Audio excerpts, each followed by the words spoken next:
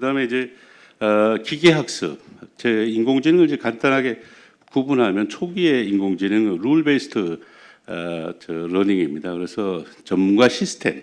그래서 인간이 좀 어느 정도 로직을 넣어주고 한 것이 이제 인공지능의 역할을 했고, 지금은 이제 머신 러닝은 소위 말해서 데이터를 넣고서 어떤 로직을 주는 것은 아닙니다. 그걸 통해서 이제 데이터 컴퓨터가 스스로 데이터를 가지고 학습해서 결과를 내는, 인간이 로직을 만들어주지 않는 그런 것이 이제 지금 현재의 인공지능이고, 그것이 머신러닝이다 이렇게 보시면 되겠습니다. 그래서 룰 베이스드 러닝하고는 상당히 다르다 이렇게 보시면 되고, 그 머신러닝 기계학습의 종류, 그 인공지능의 종류는 우리는 크게 이제 유형 형태를 분류하면은 지도학습, 비지도학습, 강화학습 이 세 가지로 합니다. 그리고 지도학습은 학습 그 여러 가지 훈련 데이터들이 레이블이 되어 있고 답을 알고 있는 겁니다. 예를 들면 이게 개다, 고양이다. 이거 우리 답을 알고 붙여놓은 거죠. 개가 뭐 누워 있는 장면, 뭐 그다음 달리는 장면 이런 거 전부 붙여가지고 개 이렇게 해놔놓고, 그건 이제 나중에 레이블링이 되어 있기 때문에 지도학습 되는 거고, 비지도학습은 이제 뭐 여러분 알다시피 답은 모르고 분집, 그 유형별로 그냥 비슷한 것끼리 모아놓는 것. 강화학습은 그런 것이 아니라 계속적으로 답을 개선해 나가는, 이 알파고 같은 것이 대표적인 거다 이렇게 보시면 됩니다. 그래서 뭐 지도학습 방금 말씀드렸습니다만, 지도학습에 있어서는 이제 결국 이제 두 가지 종류가 있다. 첫 번째로는 이제 분류, 예를 들면 개다, 고양이다 뭐 이렇게 해서 이렇게 옆에 나오죠. 캣, 독, 그다음 머그, 모자 이런 식으로 레이블링 붙여가지고 분류를 하는 거고, 그래서 클래시피케이션이라고 합니다. 근데 뭐 리그레션은 여러분 회귀 분석 많이 배우셨죠. 뭐 일반적인 회귀 이것도 이제 인공지능으로 일종으로 취급하고 있고, 회귀 같은 경우에 좀 말씀을 드리면 잘 알다시피 두 가지 인공지능은 데이터만 갖고 있습니다. X, Y 두 가지 데이터를 갖고 있죠. 그래서 제가 인공지능에다 2, 6, 3, 9, 5, 15 넣고 8이라는 인풋 데이터를 딱 넣으면은 아웃풋 데이터가 작년에 이제 24 이렇게 탁 나오는 거죠. 그래서 Y 이꼴 3X 이렇게 이제 나오는 거고, 인공지능이 맞추는 것은 뭐냐 하면 3이라는 것입니다. 3. 이것을 파라메타라고 합니다. 파라메타 또는 가중치. 우리 가중치 이게 3을 찾아내는 거죠. Y 이꼴 3X. 그래서 이제 인공지능에서 이제 가장 이제 이런 것들을 오른편 그림에 보면 여러 가지 데이터 포인트들 2, 6, 3, 9, 5, 15 이거 전부 다 잡아 놓고서 이것을 가장 중간에 이제 그 경향을 뽑아내는 회기선을 뽑아내는데, 이 회기선이 가장 점과 거리를 짧게 하는 이 파란 선, 이 리그레션 라인을 찾아내는 겁니다. 그것이 이제 회기다 이렇게 보시면 되겠습니다. 그 다음에 이제 모든 인공지능은 사실 경사하강법 이래가지고 이 오차를 최소화하는 점들이 이렇게 어떻게 변화해 내려가느냐 이걸 보는 겁니다. 예를 들면 제가 이 제일 좌측 그림에서 11, 22, 33, 44 이 포인트 데이터 포인트를 줬습니다. 그러면 그 y 이꼴 1x의 가장 정확한 포인트 아닙니까? 그래서 그것을 오차 y 값과 x 값 간의 추정치와 이 실제 데이터 간의 그 차이를 제일 줄이는 것이 중간에 있는 그림처럼 1입니다. 1이라는 파라메터 값을 예측했을 때 가장 오차가 제로가 되는 겁니다. 그래서 오차 J of 세타는 이쪽에서 제로가 됩니다. 이런 식으로 이제 이게 이제 두 가지 X, Y만 있을 때, 두 가지 X라는 인풋과 Y라는 아웃풋만 있을 때 이런 거고, 실제로 굉장히 많습니다. 뭐 아파트를 값을 예측한다.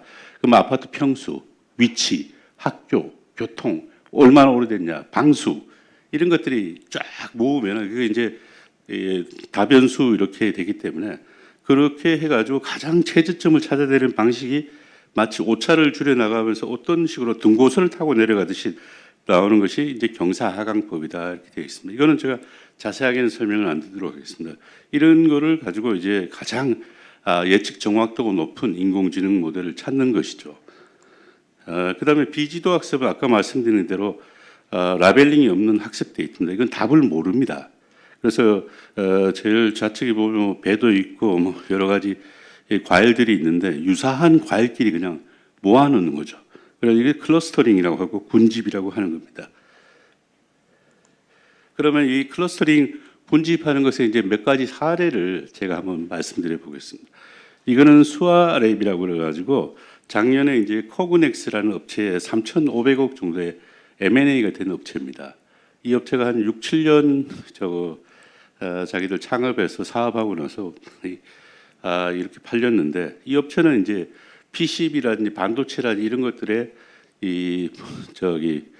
에러가 뭐냐, 이 제조 과정에서 불량품들을 이 머신 비전 카메라로 찍어가지고 거기에서 불량품을 검출하는 겁니다. 근데 기존에는 사람들이 다 일일이 검출을 한다든지 이렇게 봤는데, 이거는 이제 인공지능을 이용해서 그 검출을 하는 거죠. 그런데 이거 특징은 뭐냐 하면 과거에 없었던 불량품도 이거 찾아낸다는 겁니다. 데이터로 어느 정도 학습해서 그 자기들 나름대로 군집을 만들어 놓으면 그 군집에 유사하면은 그것을 데이터 포인트가 유사하면은 이건 불량이다 이렇게 찾는 거죠. 그래서 이제 이 방식은 뭐냐? 이 사과다. 그럼 사과를 세그멘테이션 나눕니다. 사과 부위를 이렇게 나눠가지고 그 다음에 이제 그거를 불량품이다 아니다, 썩었다 안 썩었다, 상했다 안 상했다 이렇게 클래시피케이션을 하고 그 다음에 그걸 검출을 합니다. 딱 디텍션을 하는 거죠. 디텍션 하셔 이걸 서로 비교합니다. 정상품과 아닌 것과 비교를 해서 이런 형태로 하는 거고요. 이렇게 해서 이제 상당히 이제 그 예측 정확도가 높다. 이렇게 해서 이제 3,500억에 팔렸죠. 그 다음에 이거는 뭐 여러분 잘 아시다시피 GE입니다. GE 항공기 엔진인데요. GE가 이제 처음에 이제 GE에서 센서를 만들어 50 내지 100개가 비행기에 이렇게 부착이 되는데, 한 번 이렇게 비행을 할 때는 90년도 같은 경우는 1KB 정도의 그 데이터밖에 안 모였어요. 그리고 아까 얘기했듯이 X1, X2, X3, X4에 해당되는 각 개수인 파라미터가 30개 정도밖에 파악이 안 됐는데, 2018년에 가니까 이게 1000kB가 되고 1000개의 파라미터가 됐습니다. 어마어마한 기술의 진보가 있고 컴퓨팅 파워가 좋아지면서 또 학습 방법론이라든지 인공지능 방법론이 좋아지면서 이게 가능했죠. 그래가지고 이제 GE 에이비에이션에서 과거에는 그것들을 이제 실제 문제가 생기면 그때 가서 해결해주고 이런 방식이었는데, 지금은 아예 인공지능을 통해서 이거 문제가 있을 것 같아. 그럼 미리 진단이 되는 거죠. 그래서 항공사에다가 연락을 해줍니다. 이거 당신들 문제 있을 것 같아. 그럼 그쪽에서 이제 미리 이제 그쪽에다가 GE 쪽에다가 수리를 부탁한다든지, 또 아니면 교체 시기가 됐다. 이러면 GE에서 인공지능을 통해서 교체를 해라. 뭐 이런 것들을 알려주는 거죠. 그 수많은 엔지니어가 붙어서 하던 일들을 그냥 머신러닝, 기계학습을 통해서 간략하게 해결하는 그런 방식이고, GE는 좀 더 하이엔드 서비스, 부가가치가 높은 서비스를 지금 하고 있는 상황입니다. 그 다음 이건 여러분 잘 알다시피 자율주행차입니다. 이 자율주행 인공지능의 또 다른 하나의 특성은 이게 데이터라는 노동집약적인 산업이고 데이터가 있어야만 됩니다. 과거에 우리가 제조업을 할 때는 아시다시피 이제 기술을 선진국 기술을 벤치마킹하고 그 다음에 원재료를 사올 수 있었습니다. 근데 인공지능의 특징은 뭐냐? 내부의 데이터를 구축해 놓지 않으면 원료가 없는 겁니다. 그래서 이건 사올 수가 없어요. 그래서 결국은 그런 데이터의 중요성이 있고, 또 하나는 인공지능은 실시간입니다. 그래서 이 자율주행 같은 경우도 굉장히 인공지능을 적용해서 사실 자동차가 안전하냐, 사고를 내지 않느냐 이건 굉장히 중요한데, 이 과정에서 가장 중요한 게 또 통신의 스피드입니다. 그래서 우리나라는 상당히 인공지능을 활성화하기 좋은 환경이다. 5G가 있고 이렇기 때문에 이건 굉장히 좋은 환경이다. 제조업도 제조업 서비스 골고루 발달해 있고 해서 이런 나라가 세계적으로 그렇게 많지는 않다는 겁니다. 그래서 지금 이제 4G의 경우에 이제 예를 들면 50ms 지연을 가정했을 때 그 경우에 1.1m 정도 가서 앞에 차를 박을 수가 있는데, 5G로 가면은 이게 3cm 이하로 줄어든다는 거. 즉각적으로 그 여러 가지 이제 레이더나 라이다 또 뭐 여러 가지 센서 장치에서 온 데이터들을 순식간에 처리해서 그 바로 실시간으로 대응하는 이런 것들이 이제 자율주행이고, 이것도 뭐 그다음에 이제 이것도 이제 지금 이제 자동차 사고의 경우에 예를 들면 자동차가 이게 사고가 났다. 그러면 어떤 부위가 파손되었을 때 이 부위를 수리를 해야 될 거냐, 교체를 해야 될 거냐, 돈이 얼마 드느냐, 이런 것들에 대해서 사실은 옛날에는 현장에 와서 손해사정인이 보험회사에서 하고 손해사정인이 그 사진을 찍어가고 뭐 눈으로 예측하고 해서 한 반나절 내지 한나절 만에 이런 것들을 이제 비용이 얼마 들 거고 교체나 수리 여부를 얘기했습니다만 지금은 이거는 그냥 카메라 사진 한 장 찍으면 해결하는 그런 형태로 되어 있습니다. 이거 DB 손해보험 이런 데서도 이미 다 하고 있습니다. 이런 것들을. 그리고 영국에 있는 트랙터비라는 업체는 이 수백만의 이런 자동차 관련돼 있는 그 빈 남바라든지 그다음에 수리 비용이나 이런 걸 넣어가지고 이 사람들은 모델을 만들었어요. 그래서 이제 자체 개발 안 해도 됩니다. 이거 그저 사와가지고 그냥 넣고 데이터 훈련만 조금 시키면 되는 뭐 그런 지금 상황이다. 그래서 어떻게 됐습니까? 이 손해사정인들 다 이제 잘리게 생겼죠. 필요가 없게 되는 거죠. 그 다음에 캔쇼라는 이 주가 예측하는 이런 것들이 나와서 그게 JP 모건에서 이걸 써보니까 너무 좋더라 그래가지고 600명의 증권 애널리스트 중에서 598명을 잘랐습니다. 2명만 남겨뒀는데 그 2명도 캔쇼를 도와주는 애널리스트입니다. 지금 뭐 그런 현상이 전문가의 직업도 상당히 지금 대체되고 있다. 이렇게 보시면 됩니다. 티피컬하게 반복적인 업무뿐만 아니라 전문가의 업무, 의사, 영상의학자라든지 또는 아까 얘기한 보험 손해사정인이라든지 뭐 이런 사람들, 이런 분들의 일자리가 지금 사라지고 있는 거죠. 자, 이것은 정밀농업입니다. 이 좌측 그림에 있는 것들은 뭐냐 하면은 이 위에서 드론을 찍은 사진입니다. 그래가지고 색깔별로 이렇게 나옵니다. 과거에는 비행기가 지나가면서 전부 농약을 뿌렸지만 요즘에는 빨갛게 된 부분들만 농약을 뿌립니다. 그리고 오른편에 있는 건 뭐냐 하면은 이 블루리버라는 미국의 농기계 업체입니다. 이 농기계 업체는 어떻게 하느냐? 이 뒤쪽 트랙터 뒤쪽에 달려 있는 약 한 15m 정도 되는 이 판이 있는데 이 판에서는 뭘 하냐면요. 앞쪽에서는 그 곡물의 사진을 찍어요. 그래서 이게 잡초인지 이게 곡물이면 이게 얼마나 생육이 좋은지 이게 딱 봐가지고 15m, 20m 뒤에 있는 제일 끝단에 이 판에서는 농약을 뿌릴지, 그 다음에 비료를 뿌릴지, 비료를 얼마나 뿌릴지 이런 것들을 지금 인공지능으로 실제 사용 케이스입니다. 이렇게 해서 지금 미국에서 농약 사용률을 약 80% 정도 줄였다.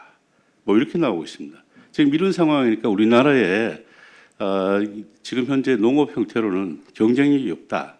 이렇게 지금 보여지고 있습니다. 그 다음에 이것은 여러분 잘 알다시피 이제 AI, 의료 AI입니다. 그래서 이제 이 제일 좌측 상단에 있는 세 가지 사진은 이 병변이 있는 부위들을 이렇게 찍은 겁니다. 그리고 이제 그 밑에 있는 두 가지 그림은 패스 AI라는 업체에서 이 의료 AI를 어떻게 활용하느냐 이걸 나온 겁니다. 그래서 이쪽에 보면은 의료 AI가 이제 이 암세포가 있는 부위를 찍어가지고 여기 붉게 된 부분에다가 이 치료제를 투여합니다. 그러면 노란 항체들이 생겨요.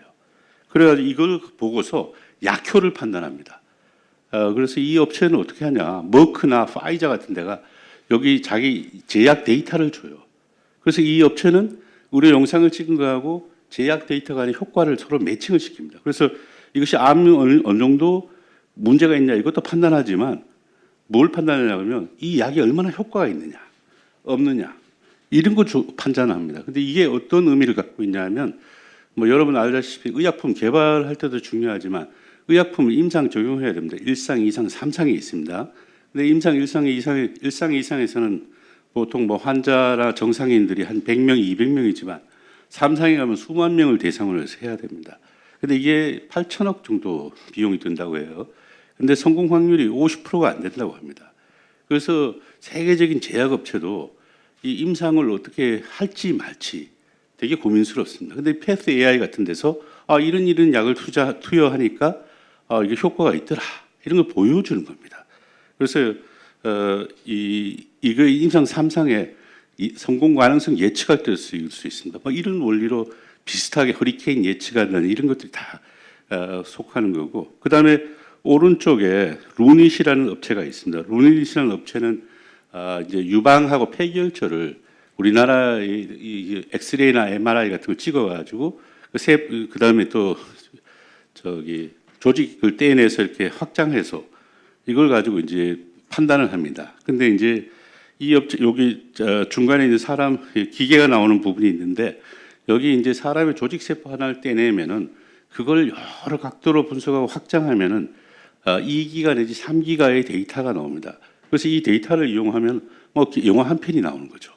그래서 이걸 가지고서 우리나라 이 유방암이라는 것을 판단하는데 동양인의 유방암하고 서양인의 유방암의 부위가 다릅니다.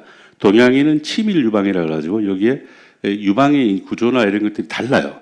그래서 이런 것들은 사실 상당히 경쟁력이 있다 이렇게 보여주는 거고 그 밑에 있는 그 손 나와 있는 사진이 있는데요. 이것은 뷰노라는 업체입니다. 뷰노라는 업체인데 이 손을 딱 보고서 얼마나 성장 가능성이 있냐 뼈 나이를 측정합니다. 그래서 제 나이가 어린애들이 10살이 어린애를 갖고 있는데 얘가 뼈 나이가 8살이다 그러면 아직 2살 더 성장할 수 있는 거예요. 키가 얼마나 클 수 있는지 이런 것들을 알 수 있고 여기서 이제 뭐 폐도 보고 여기서는 눈에 대한 것도 이렇게 인공지능 영상을 찍어서 합니다. 이 업체 같은 경우에는 PCR 기법 같은 거 할 때 보조적으로 MRI나 엑스레이 사진을 통해서 폐 사진을 통해서 이거를 코로나 바이러스의 확진 여부를 판단하는데 활용을 하고 있어요. 대구 파티마 병원 같은 데서 이거를 지금 현재 쓰고 있습니다. In pathology, we hope that with the 이건 use of 패스 AI deep learning 쪽입니다. 한번 technology, 보여드리겠습니다. we're able to make pathologists more accurate, efficient, as well as consistent. The evolution of deep learning has been very staggering over the past few years. It has actually, the performance has improved considerably, such that the algorithms are even starting to challenge humans. 예, 여기 약간 영상이 잘리긴 했는데요. 이분은 이제 CTO고 이 패스 AI의 CEO가 누구냐? 하버드 대학교 의과대학 교수예요. 이분이 하버드 대학교 의과대학 교수 때려치고 패스 AI라는 업체를 보스턴에서 만들었어요. 이런 업체들 앞으로 이제 어마어마하게 유망하고 의료 AI가 어떻게 진화할 것인가 이런 것들을 보여주는 겁니다.